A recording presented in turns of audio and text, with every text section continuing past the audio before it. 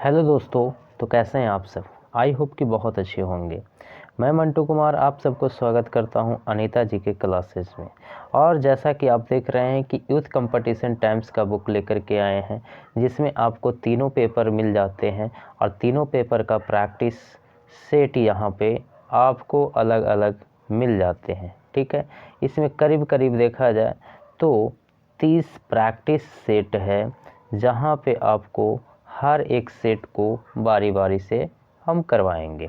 ठीक है, ये बीपीएससी एडीओ के लिए बहुत ही बेहतरीन प्रैक्टिस बुक है, जो कि आपको हम आज करवाने वाले हैं। और ये करीब करीब 30 सेट जो है वो 30 सेट को हम लोग, ठीक है, बारी बारी से यहाँ पे हम लोग करने की कोशिश करेंगे। ठीक है, तो चलिए सबसे पहले हम लोग चलते हैं सेट नंबर फर्स्ट की ओर। ठीक है, तो आइए दोस्तों, अब हम लोग स्टार्ट करने वाले हैं प्रैक्टिस सेट नंबर 2 इंग्लिश का। ठीक है, और इस सेट में हम लोग देखेंगे जितने भी सवाल होंगे इंग्लिश का, सारे सवाल को एक एक करके हम लोग करते हैं। ठीक है, तो चलिए हम लोग स्टार्ट करते हैं। इसका कॉम्प्रिहेंशन कहता है दोस्तों, read the following passage and answer the questions. कहता है कि इस पैसेज को पढ़िए और पढ़ कर के क्वेश्चंस का आंसर दीजिए, इसी से आंसर देना है। ठीक है दोस्तों, तो चलिए सबसे पहले लाइन बाय लाइन हम लोग पढ़ लेते हैं। कहता है कि trade fairs are among the most memorable events that take place periodically with the purpose of promoting sales, launching new products, bringing together manufacture of a particular line of the product and educating the public। Means कहना ये चाहता है दोस्तों कि व्यापार मेले उन सबसे यादगार आयोजन में से होते हैं जो समय समय पर बिक्री को बढ़ावा देने और नए उत्पादों को प्रस्तुत करने कि किसी विशेष प्रकार के उत्पादों के निर्माताओं को एक साथ लाने तथा आम जनता को जानकारी देने के उद्देश्य से आयोजित किए जाते हैं। ठीक है दोस्तों, the most prominent among them are the India international trade fair, world book fair, information technology fair, electronic trade and technology fair, textile fair, auto expo, state level book fair, district level exhibitions etc। ठीक है, कहना ये चाहता है दोस्तों कि इनमें प्रमुख है India international trade fair, world book fair, सूचना प्रौद्योगिकी मेला, इलेक्ट्रॉनिक ट्रेड और टेक्नोलॉजी मेला, वस्त्र मेला, ऑटो एक्सपो मेला। ठीक है, राज्य स्तरीय पुस्तक मेले तथा जिला स्तरीय प्रदर्शनियाँ आदि।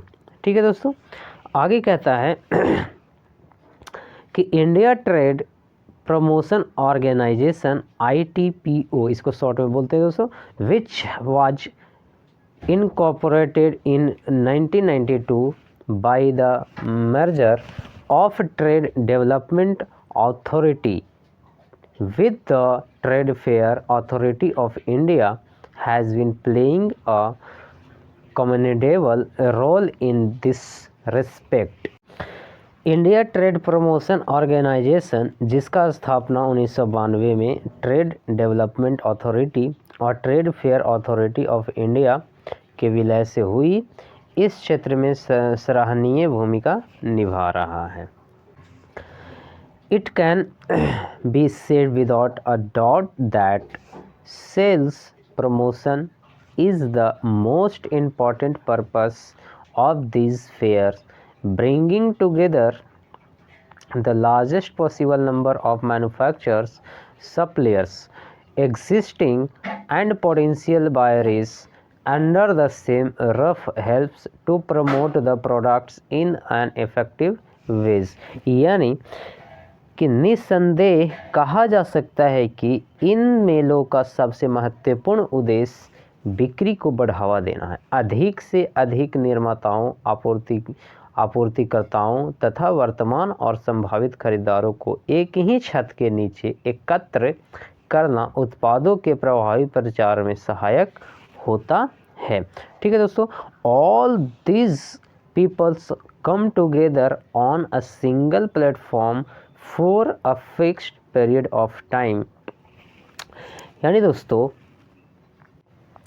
ये सभी लोग एक निश्चित अवधि के लिए एक ही मंच पर एकत्र होते हैं। इससे निर्माताओं और आपूर्तिकर्ताओं को अपने सर्वोत्तम उत्पादों और सेवाओं को प्रदर्शित करने का अनूठा अवसर मिलता है तथा खरीदारों को विभिन्न प्रकार के उत्पादों और सेवाओं को देखने का अवसर प्राप्त होता है। ठीक है, and suppliers to display their best product and survives and the buyers get a chance to see a wide range of product and services। ठीक है दोस्तों, conferences, seminars, live product demonstrations and presentations are a regular features of these fairs and exhibitions besides these colorful cultural programmers are also important features of such fairs। These fairs give a good opportunity to the artists to showcase their skills and talent at such specially organized programs। यानी दोस्तों कि सम्मेलन, seminar, जीवंत उत्पाद प्रदर्शन और प्रस्तुतियां इन मेलों और प्रदर्शनियों की नियमित विशेषताएं होती है। इनके अतिरिक्त रंग बिरंगे सांस्कृतिक कार्यक्रम भी ऐसे मेले की महत्वपूर्ण विशेषता होते हैं। ये मेले कलाकारों को विशेष रूप से आयोजित कार्यक्रमों में अपनी कला और प्रतिभा प्रदर्शित करने का अवसर प्रदान करते हैं। ठीक है दोस्तों, तो आपका लाइन बाय लाइन हम समझाने की कोशिश किए हैं। जो आपका पैराग्राफ ये था, एक एक पैराग्राफ को, और ये पैसेज यहाँ पे जाकर के समाप्त होता है। अब इस पैसेज से इसका सवाल का जवाब देना है दोस्तों। ठीक है, तो आइए अब पहला नंबर सवाल देखते हैं हम लोग दोस्तों। पहला नंबर सवाल कहता है कि ITPO स्टैंड्स फॉर। ठीक है दोस्तों, तो ITPO स्टैंड्स फॉर यानी कि ITPO यहाँ पे फुल फॉर्म, इसका पूरा नाम क्या हो जाएगा दोस्तों? तो यहाँ पे जो होगा आपका India trade promotion organisation. Option number B जो है आपका राइट आंसर जाएगा। चलिए आगे नंबर सवाल हम लोग पढ़ते हैं। कहता है व्हाट आर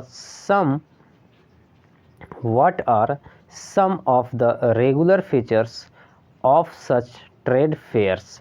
ठीक है दोस्तों, तो अकॉर्डिंग टू पैसेज, जैसे हम लोग पैसेज में देखेंगे। ठीक है दोस्तों, क्योंकि हम यहाँ पे बार बार हम स्क्रीन को ऊपर नीचे नहीं करेंगे दोस्तों, हम यहाँ पे साइड में रखे हुए हैं इस पैसेज को। ठीक है, और इस पैसेज से हम देख करके आंसर देने की कोशिश कर रहे हैं। ठीक है, आप लोग ज़रूर देखिएगा, इस चीज़ को पढ़िएगा आराम से। ठीक है दोस्तों, चलिए, तो इसका जो कहता है कि what are some of the regular features of such trade fairs, तो इसका जो राइट आंसर जाएगा दोस्तों आपका ऑप्शन नंबर सी चला जाएगा।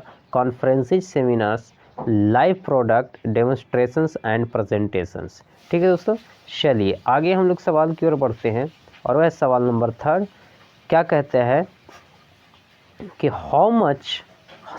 How is the trade fair and effective way of promoting product. ठीक है दोस्तों, तो इसका जो राइट आंसर जाएगा वो कौन सा जाएगा? वो यहाँ पे आपका ऑप्शन नंबर ए चला जाएगा, और ये होगा क्या? It brings together the maximum number of manufacturers, suppliers and buyers in a single place. ठीक है दोस्तों, चलिए आगे हम लोग बढ़ते हैं। सवाल नंबर है 4 नंबर सवाल में कहता है कि under the same rough means option number इसका राइट चला जाएगा सी, एट वन प्लेस। ठीक है दोस्तों, चलिए आगे हम लोग बढ़ते हैं क्वेश्चन नंबर 5 की ओर, और 5 नंबर सवाल में what is the main purpose of organisation trade fairs. तो यहाँ पे आपका राइट आंसर चल जाएगा sales promotion, option number C. ठीक है, आगे हम लोग 6 नंबर सवाल की ओर बढ़ते हैं। कहता है select the option that will improve the underline part of the sentence in case no improvement is needed, select no improvement. In many battles was fought on the soil of India. इसका option number चला जाएगा A, many a battles was. Clear है। चलिए आगे हम लोग बढ़ते हैं 7 नंबर सवाल की ओर। कहता है fill in the blank with the most appropriate word. ठीक है, तो यहाँ पे फिल इन द ब्लैंक को हम लोग को पूरा करना है। और पूरा करने के लिए 7वां नंबर सवाल ये है, this is one of the matters that me the most. ठीक है, तो इसका जो फिल इन द ब्लैंक्स, इसका राइट आंसर जाएगा वो आ जाएगा ऑप्शन नंबर सी। यहाँ पे क्या हो जाएगा, डिस्टर्ब। क्या हो जाएगा दोस्तों, डिस्टर्ब। क्लियर है। आगे हम लोग बढ़ते हैं 8 नंबर सवाल की ओर। The following sentence has been split into 4 segment, identify the segment that contain a grammatical error. Error इसमें क्या है वो ढूंढना है दोस्तों। कहता है when I was in 5th grade या आई यूज्ड टू या राइड ऑन माई या रेड बाईसाइकिल। ठीक है दोस्तों, तो यहाँ पे 8 नंबर सवाल में आपका ऑप्शन नंबर चला जाएगा सी, आई यूज टू। ये क्या है आपका, आई यूज टू यहाँ पे नहीं होगा। ठीक है दोस्तों। चलिए आगे हम लोग बढ़ते हैं 9 नंबर सवाल की ओर। और 9 नंबर सवाल में आपका कहता है, 9 नंबर सवाल में कहता है select the option that will improve the underlined part of the given sentence in case no improvement is needed, select no improvement required। ठीक है, कहता है दोस्तों कि in India processed food becomes popular in the 20th century. ठीक है दोस्तों, तो ये जो है आपका बिकम पॉपुलर इन, यहाँ पे क्या चला जाएगा, बिकम पॉपुलर इन, बिकम्स नहीं होगा, बिकम होगा। क्लियर है। ऑप्शन नंबर ए आपका राइट आंसर जाएगा। आगे हम लोग बढ़ते हैं 10 नंबर सवाल। और सवाल नंबर 10 में कहता है the following sentence has been split into 4 segment, identify the segment that contain a grammatical error. यानी the man turn to him with a look of disprove. ठीक है, तो यहाँ ऑप्शन नंबर आपका ऑफ डिसअप्रूव, डिसअप्रूव क्या हो जाएगा, disapprove. Clear है दोस्तों। ऑप्शन नंबर सी आपका राइट आंसर चला जाएगा। ठीक है, आगे हम लोग बढ़ते हैं सवाल नंबर 11 की ओर। और 11 नंबर सवाल में कहता है select the option that will improve the underline part of the given sentence in case no improvement needed, select no improvement required.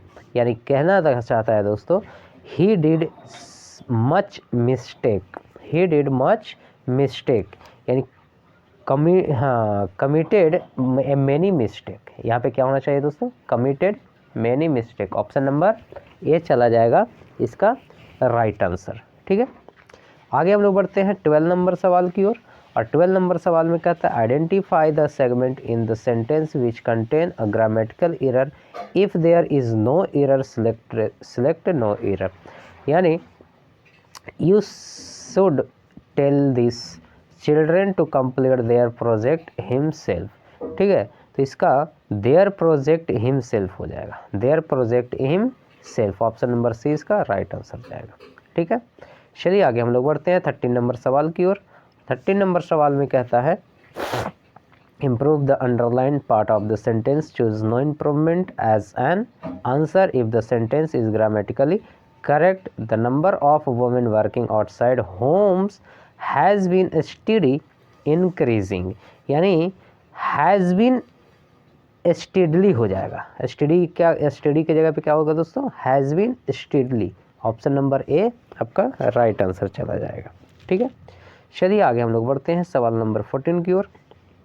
कहता है select the option, select the most appropriate option to fill in the blank. ठीक है, fill in the blank को पूरा करना है। He claims to be the kid in the school. ठीक है, तो ये जो है राइट आपका चला जाएगा smart test, B, option number B. ठीक है, आगे हम लोग बढ़ते हैं सवाल नंबर 15 की ओर।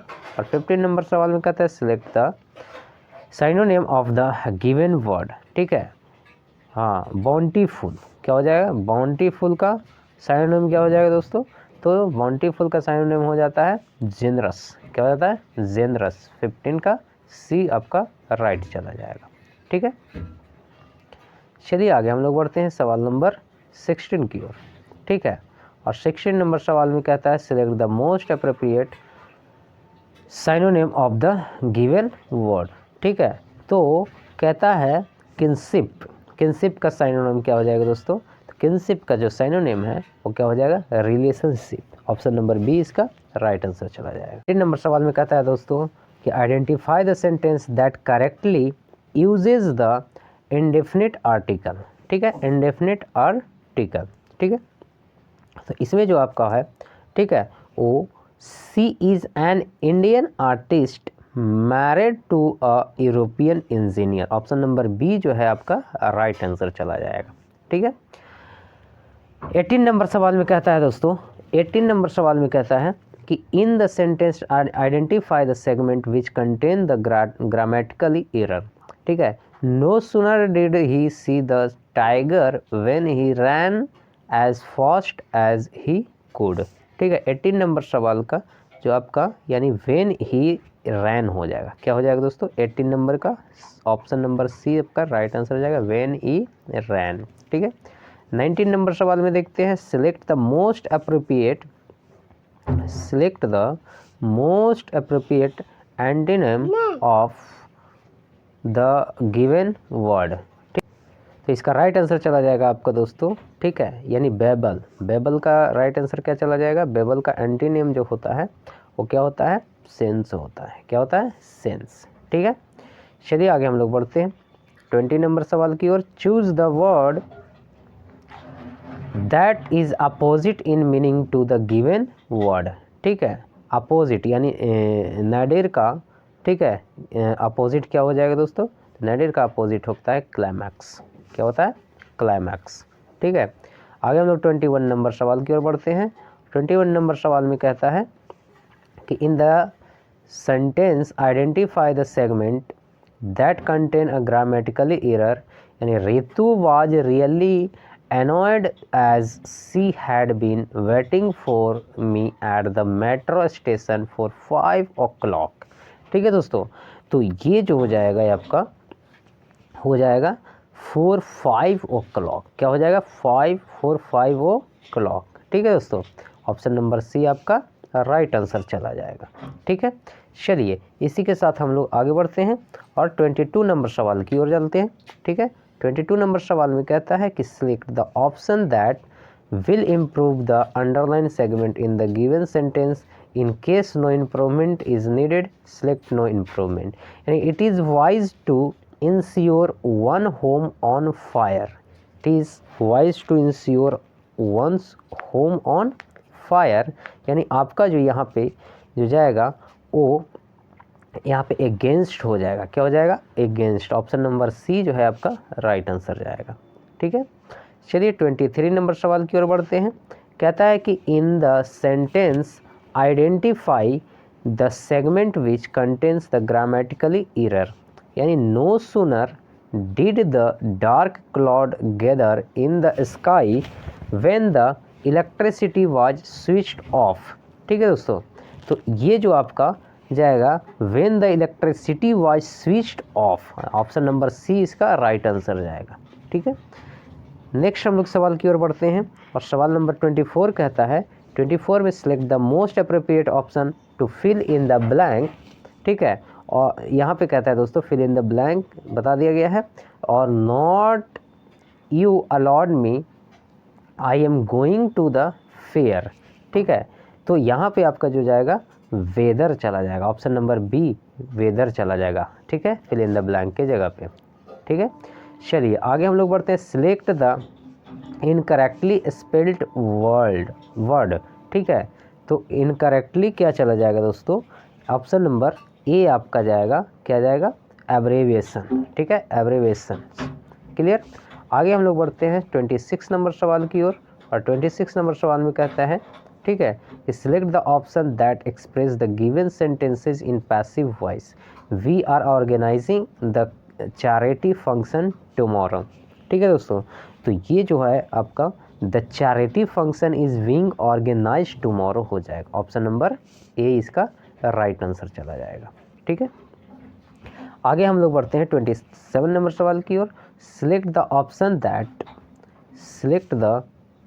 Option that express the given sentence in indirect speech. ठीक है दोस्तों, कहता है he said I bought this book for my brother. ठीक है, तो ये आपका चला जाएगा ही सेड दैट, इसका पैसिव वॉइस जाएगा। क्या पैसिव वॉइस बोल रहा है ना, ठीक है, इनडायरेक्ट स्पीच बोल रहा है, sorry indirect speech. He said that he had bought that book for this brother. Option number B आपका राइट आंसर चला जाएगा। ठीक है, 28 नंबर सवाल की ओर बढ़ते हैं। कहता है select the most appropriate meaning of the given idiom. ठीक है, तो at the drop of the hat, ये आपका जो है ऑप्शन नंबर ए चला जाएगा इंस्टेंटली। क्या हो जाएगा, इंस्टेंटली। 29 नंबर सवाल की ओर बढ़ते हैं। कहता है select the most appropriate one word for the expressing given below. ठीक है, study of human being and their ancestors through time. ठीक है, तो ये जो है आपका 29 नंबर का ऑप्शंस देख लेते हैं। ठीक है, वो क्या कहता है दोस्तों, ठीक है, ये आपका ऑप्शन नंबर ए राइट आंसर चला जाएगा, एथ्रोपोलॉजी। ठीक है, नेक्स्ट हम लोग चलते हैं 30 नंबर सवाल की ओर। Select the most appropriate word which means the same as the group of word given. ठीक है, कहता है a government run by a king or a queen. ठीक है दोस्तों, किंग और अ क्वीन, यानी ये जो चला जाएगा दोस्तों, ये आपका जो है मोनार्ची। ठीक है, मोनार्ची। ठीक है, ऑप्शन नंबर सी इसका राइट आंसर जाएगा। ठीक है दोस्तों, तो चलिए आज का पार्ट 2 का इंग्लिश का सवाल कंप्लीट हो गया। ठीक है, आई होप कि बहुत अच्छा लगा होगा आपको दोस्तों। ठीक है, यदि अगर इस वीडियो पर इस चैनल पर नए हैं तो चैनल को सब्सक्राइब कीजिएगा, बेल आइकन प्रेस कीजिएगा और वीडियो को लाइक करना मत भूलिएगा। ठीक है दोस्तों, चलिए आज के लिए फिर इतना ही रखते हैं हम लोग, फिर मिलते हैं नेक्स्ट पार्ट में। तब तक के लिए थैंक यू सो मच।